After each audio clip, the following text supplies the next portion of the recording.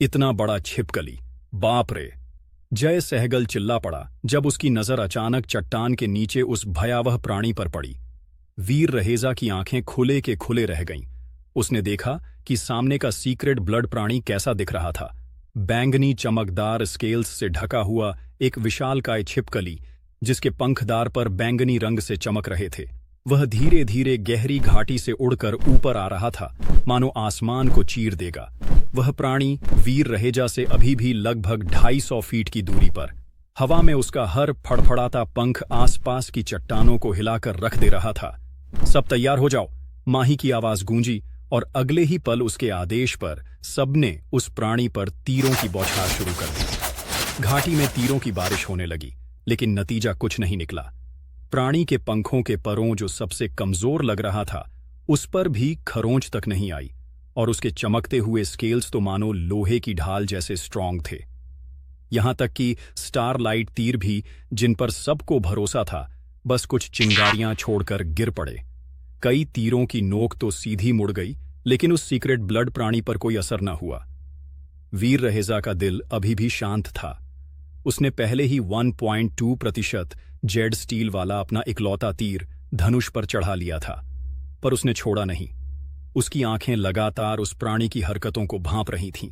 अगर सही कोण न मिला तो यह अनमोल तीर भी बेकार हो जाएगा, वीर ने खुद से कहा, और सांस रोककर सब कुछ कैलकुलेट करने लगा। जय सहगल भी लगातार तीर चला रहा था, लेकिन सब नाकाम। उसने गुस्से में कहा, इसके पंख और स्केल्स बहुत कठोर हैं। जब तक इसकी आंखों पर निशाना न लगे, हमारे सारे तीर बेकार हैं। इसी बीच ग्रैंडमास्टर आगे बढ़ा। उसने अपना ईगल के डेविल सोल धनुष बुलाया, और उसके साथ भेड़िए के दांत जैसा नुकीला डेविल सोल तीर भी प्रकट हुआ। सभी की नजरें उस पर टिक गईं। ग्रैंडमास्टर ने बिना एक पल गवाए सीक्रेट ब्लड प्राणी के एक पंख पर निशाना साधा और तीर छोड़ दिया। वीर रहेजा चौकन्ना होकर देख रहा था।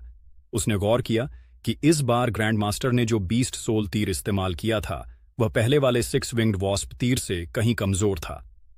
इसका मतलब या तो यह म्यूटेंट डेविल सोल है, या फिर बस प्राइमरी डेविल सोल। उसके दिमाग में यह विचार कौन था। अगले ही क्षण वह तीर आकाश में काले बिजली की तरह चमका और सीधे प्राणी के बैंगनी पंखों को चीरता हुआ भीतर धंस गया। प्राणी एक भयानक गर्जना के साथ साथ प्राणी तड़प उठा। उसकी आवाज ने घाटी को हिला दिया। अब माही ने भी देर नहीं की। उसने सफेद कबूतर जैसे बीस्ट सोल धनुष और नीली स्वॉर्डफिश जैसे बीस्ट सोल तीर बुलाए। उसका तीर हवा को चीरता हुआ निकला और सीधे प्राणी के पंखों में धंस गया। देखते ही देखते खून तीर के साथ नीचे टपकने लगा, लेकिन यह तीर साधारण नहीं थे। न ग्रैंडमास्टर का तीर एक बार इस्तेमाल वाला था और न माही का। दोनों ने अपने तीर प्राणी में धंसाने के बाद उन्हें वापस बुला लिया। वीर रहेजा की आंखों में ईर्ष्या चमक उठी। मतलब अनलिमिटेड तीर। डेविल सोल तीर जेड स्टील तीरों से कहीं बेहतर हैं। काश मैं भी इन्हें अपने हाथ में ले पाता। ये जरूर म्यूटेंट बीस्ट सोल होगा, वरना इतनी आसानी से सीक्रेट ब्लड प्राणी के पंखों को भेद नहीं पाता। ग्रैंडमास्टर और माही दोनों को यह समझ आ चुका था कि उस प्राणी की सबसे कमजोर जगह उसके पंख ही थे। दोनों ने फिर से उसी पर निशाना साधा। इस बार और 2 तीर लगे और वो सीक्रेट ब्लड प्राणी दर्द से चट्टान से दूर उड़ गया। ग्रैंडमास्टर का धनुष मानो डूम्सडे से भी कहीं ज्यादा शक्तिशाली था। उसने लगभग 600 फीट की दूरी से भी तीर चलाया और वह आसानी से प्राणी के पंख में जाकर धंस गया। सभी पूरी ताकत से हमला कर रहे थे, लेकिन चोटें इतनी गहरी नहीं थीं कि उसे वहीं गिरा दें। आखिरकार वह घायल प्राणी उड़कर भाग निकला। उसके पीछे जाओ, उसके पंख घायल हैं, वह दूर नहीं जा पाएगा। ग्रैंडमास्टर की गूंजती आवाज सबको सुनाई दी। जिनके पास सवारी करने वाला डेविल सोल था, वे तुरंत अपने सवारी को बुलाकर उसके पीछे पीछे दौड़ पड़ा। वीर रहेजा और बाकी, जिनके पास सवारी करने वाला डेविल सोल नहीं थे, दौड़ते रहे, लेकिन वो सभी जल्दी ही पीछे रह गए। आखिर इंसान के 2 पैर जानवरों के 4 पैरों से मुकाबला कैसे कर सकते थे? और ये सब तो पृथ्वी के जानवर भी नहीं थे, ये सब तो डेविल सोल थे।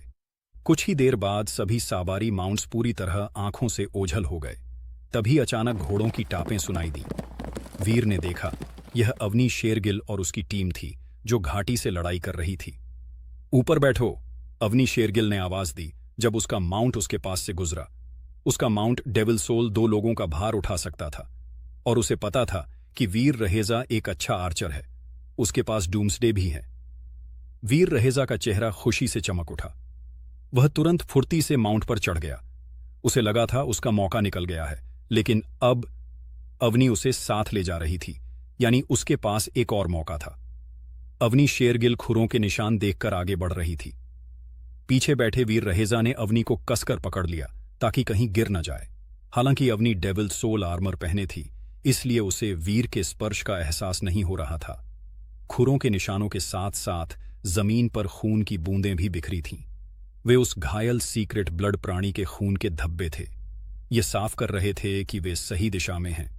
करीब 8 घंटे पीछा करने के बाद अवनी शेरगिल ने देखा कि आगे ग्रैंडमास्टर, माही और बाकी लोग रुक गए थे। ग्रैंडमास्टर एक पहाड़ के सामने खड़ा ऊपर देख रहा था। अवनी और वीर रहेजा जैसे ही पास पहुंचे, सामने का दृश्य देखकर उनकी सांसें ऑलमोस्ट रुकसा गई थीं। वह पहाड़ मानो जमीन में गड़ी एक तलवार था जिसकी धार आसमान को चीर रही थी।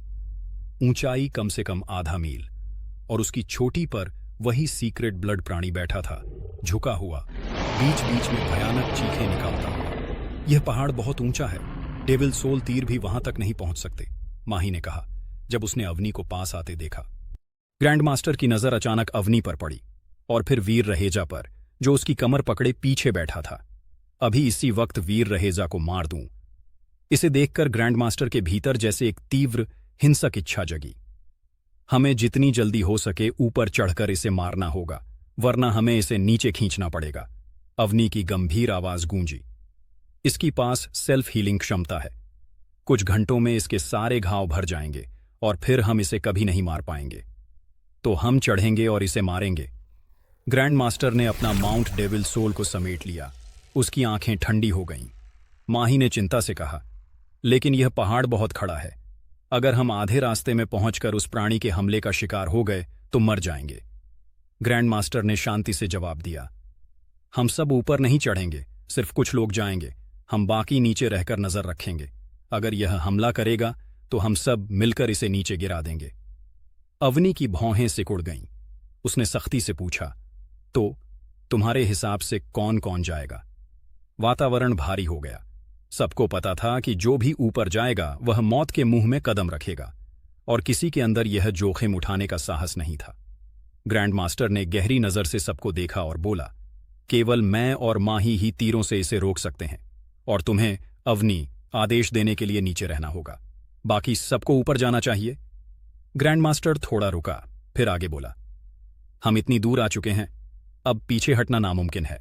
और याद रखो, जो भी ऊपर जाएगा उसे इसके मांस का बड़ा हिस्सा मिलेगा। क्या यह उचित नहीं है? उसकी नजरें धीरे धीरे सबके चेहरों पर घूमीं और अंत में वीर रहेजा पर ठहर गईं। उस क्षण उसकी आंखें बर्फ जैसी ठंडी हो गईं। ग्रैंडमास्टर का प्रस्ताव जोखिम भरा था, पर सच कहें तो वही उनका सबसे बड़ा और शायद आखिरी मौका था उस सीक्रेट ब्लड प्राणी को मार गिराने का। वह प्राणी पहाड़ की चोटी पर लहूलुहान पड़ा हुआ था। उसके पंख आप ही आप हिल हो रहे थे और सांसें भी भारी थीं। अगर यह मौका चूक गए तो शायद फिर कभी उसे मार ना पाते।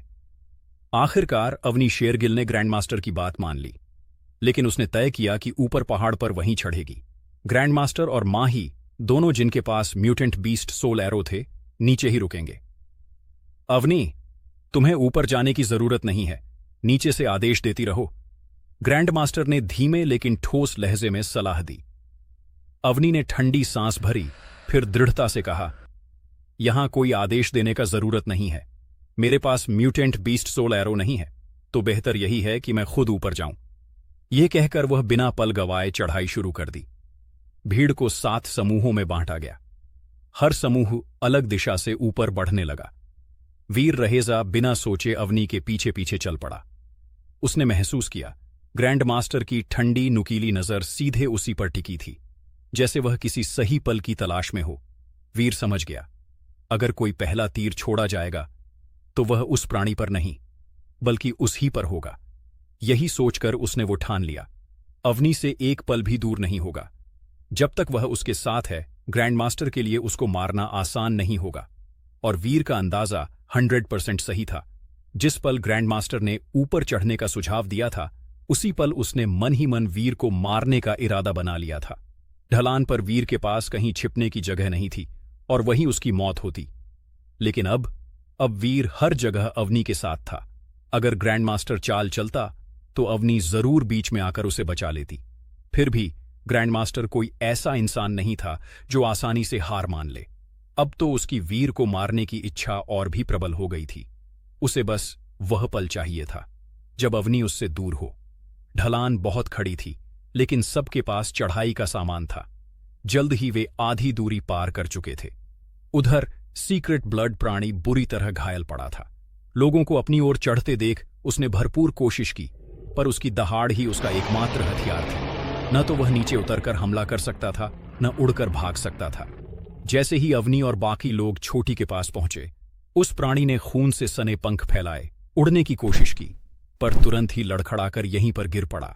सबके चेहरे खिल उठे, तीरों की बौछार होने लगी, लेकिन तीर उसके शरीर पर खरोंच तक न छोड़ पाए। उल्टा वह प्राणी गुस्से से पागल हो गया। अचानक उसने घायल पंख फड़फड़ाए और सबसे नजदीक खड़े आदमी पर झपट्टा। उस बेचारे के पास भागने की कोई जगह नहीं थी। मजबूरी में उसने तलवार उठाकर प्राणी के सिर पर वार किया, पर तलवार वहां ऐसे अटक गई जैसे पत्थर पर मारी हो। अगले ही पल वह प्राणी अपना मुंह से उसे चीरकर 2 टुकड़े कर दिया। खून की बौछार छिटकी और पूरा दल दहशत में भर गया। लोग चीखते चिल्लाते नीचे भागने लगे। नीचे उतरना आसान नहीं था, लेकिन सौभाग्य से सबने चढ़ाई के समय रस्सियां बांधी थीं। लोग उन्हीं रस्सियों से फिसलते हुए नीचे उतरने लगे। प्राणी उनका पीछा करता हुआ नीचे उतरा।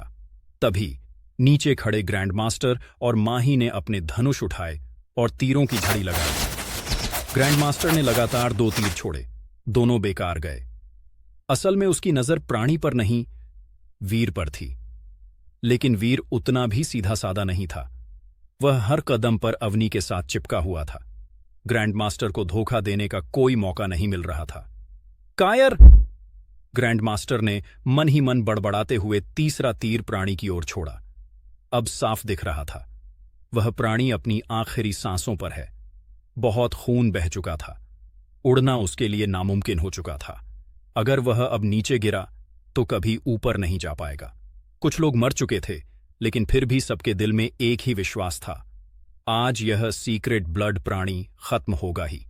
वीर को मारने का मौका खोकर ग्रैंड मास्टर ने अपना सारा गुस्सा उसी प्राणी पर निकाल दिया। तीर पर तीर चलने लगे। प्राणी दर्द से चीख उठा, लहूलुहान पंख फड़फड़ाए। उसने ऊपर लौटने की कोशिश की, पर ताकत ने जवाब दे दिया। हड़बड़ाहट में वह ढलान पर जा गिरा और अपने पंजों से एक बड़े पत्थर को पकड़ लिया। उसकी पकड़ इतनी मजबूत थी कि पत्थर पर 4 गहरे छेद बन गए, मानो किसी ने मक्खन काट दिया हो। प्राणी ने उसी पत्थर से सहारा लिया और ऊपर चढ़ना शुरू कर दिया। इसे ऊपर नहीं जाने दे सकते। अवनी की दहाड़ गूंजी। उसने तुरंत अपनी बीस्ट सोल बुलाया और सुनहरे शेर में बदल गई। फिर प्राणी द्वारा बनाए छेदों को पकड़कर तेजी से चढ़ने लगी। वीर का दिल धड़क उठा। अगर अवनी उससे दूर हो गई तो वह ग्रैंड मास्टर का सीधा निशाना बन जाएगा। वीर ने तुरंत मौका देखकर शेर बने अवनी की पूंछ पकड़ ली और ऊपर खींच गया। अवनी ने पलटकर गुस्से से देखा, पर वीर ने ऐसे जताया जैसे कुछ हुआ ही न हो। वह पूंछ पकड़े रहा। अवनी के पास गुस्सा निकालने का वक्त नहीं था। वह पूरी रफ्तार से प्राणी के पीछे बढ़ी। यह देखकर कि प्राणी उसकी पहुंच से बाहर जा रहा है, ग्रैंड मास्टर ने अचानक धनुष समेटा और 9 फीट लंबे काले वानर में बदल गया। वह दौड़ा और ऐसी रफ्तार से चढ़ने लगा मानो जमीन पर भाग रहा हो। अवनी गरजी। वीर की वजह से उसकी स्पीड कम हो रही थी। वीर ने तुरंत पूंछ छोड़ दी। ग्रैंड मास्टर इतनी जल्दबाजी में था कि उसे वीर की तरफ देखने का वक्त भी नहीं मिला। यह कमीना सचमुच गंदा इंसान है। इतनी ताकतवर म्यूटेंट डेविल सोल उसके पास है और फिर भी उसने हमें ऊपर भेजकर खतरे में डाल दिया। वीर ने मन ही मन दांत भींचते हुए सोचा। उसके पास ब्लडी स्लेयर था, पर उसकी ताकत रफ्तार हाथों में थी। इतने खड़े पहाड़ पर वह अपने खुरों से कभी नहीं चढ़ सकता था। इसी बीच ग्रैंड मास्टर सुनहरे शेर बनी अवनी से आगे निकल गया। वह सीधे प्राणी के पीछे पहुंचा। चोटी पर खड़ा वह प्राणी जैसे ही ग्रैंड मास्टर के करीब आया, उसने गुस्से में पंजा उठाया और उस पर झपटा